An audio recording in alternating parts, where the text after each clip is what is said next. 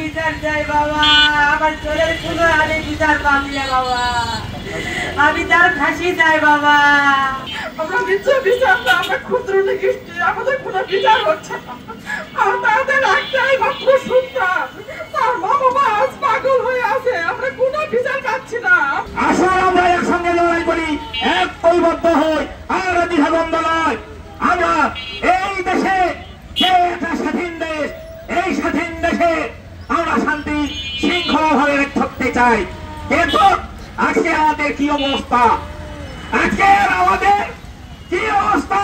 আচ্ছা, রাজপথে বাংলাদেশ স্বাধীন দেশে রাজপথে দাঁড়িয়ে আমাদের বক্তব্য করতে হয়। আসুন আমরা ঐক্যবদ্ধ হই, ঐক্যবদ্ধ হয়ে এই যে অন্যায়কারী সুষ্ঠু বিচার চাই। নগর ধামরাট নিতাই রবিদাস হত্যাকাণ্ডের ঘটনার 1 মাস পূর্ণ হয়েছে গতকাল, কিন্তু অভিযুক্তের গ্রেপ্তার পুলিশ প্রশাসনের উল্লেখযোগ্য কোনো পদক্ষেপ না নেওয়ার বিষয়টি আমাদের হতাশ করেছে। গতকাল আমরা একটি প্রতিনিধি দল বা সরেজমিন জমি পরিদর্শন ভুক্তভোগীর পরিবারের সদস্যদের সাক্ষাৎ গ্রহণ করেছে।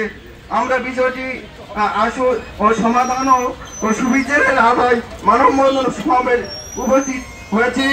নিহতের পরিবার সূত্রে আর জানাইছে যে উপজেলার শ্যামনগর গ্রামের বিনয় রবিদাসের ছেলে নিতাই রবিদাস গত 6 অক্টোবর 2025 রোজ সোমবার দুপুর ধামরহাট কাজে বলে বাড়ি থেকে বের হয়।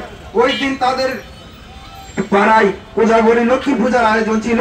রাত পর্যন্ত বাড়িতে না ফিরলে পরিবারের লোকজন ও তার ব্যবহৃত মুঠোফোন বন্ধ থাকায় কোনো খবর না পেয়ে বিভিন্ন জায়গায় খোঁজ খবর নেয়। পরের দিন সকাল 6 অক্টোবর সকাল 2025 মঙ্গলবার রাস্তার পাশে ট্রেনে একটি লাশ পড়ে আছে।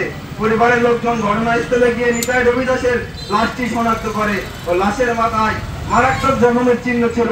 ধারণা করা হচ্ছে দুর্বৃত্তরা তাকে মাথায় আঘাত করে হত্যা করেছে।